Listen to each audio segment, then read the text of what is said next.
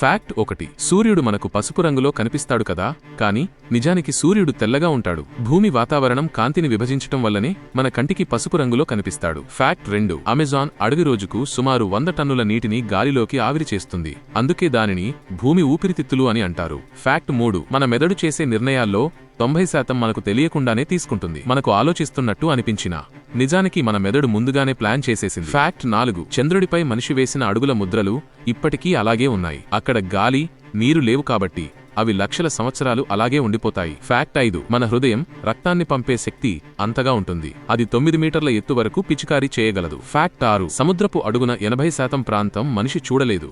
అంటే మనం చంద్రుడిపైకి వెళ్లినా మన భూమి లోపల ఏముందో ఇంకా తెలియదు. ఫ్యాక్ట్ 7 భూమిపై ఉన్న చీమల మొత్తం బరువు మనుషుల మొత్తం బరువుతో దాదాపు సమానంగా ఉంటుంది. ఫ్యాక్ట్ 8 మన కళ్లతో చూడగల కాంతి చాలా పరిమితం.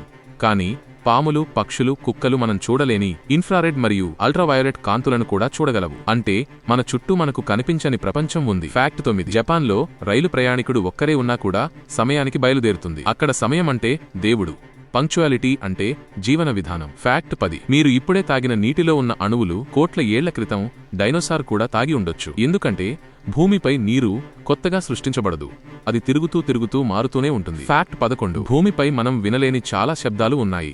ఏనుగులు, తిమింగలాలు ఇన్ఫ్రాసౌండ్ అనే తక్కువ ఫ్రీక్వెన్సీ తరంగాలతో కిలోమీటర్ల దూరంలో మాట్లాడగలవు. ఫ్యాక్ట్ 12 మన శరీరంలో ఉన్న DNA భూమిపై ఉన్న ఏ జంతువు DNAతోనైనా 50% సారూప్యం కలిగి ఉంటుంది.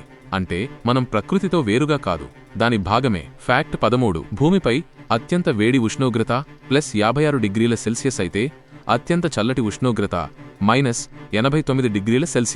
ఇది మన ప్లానెట్ ఎంత భిన్నమైందో చూపిస్తుంది. ఫ్యాక్ట్ 14 పాములు భూమి మీద నడవలేవు, కానీ వాటి చెవులు భూమి ప్రకంపనలను పట్టుకుంటాయి.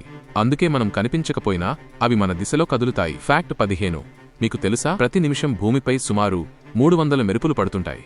అంటే మీరు ఈ వీడియో వింటున్నంతలోనే 10 మెరుపులు ఎక్కడో పడిపోయాయి.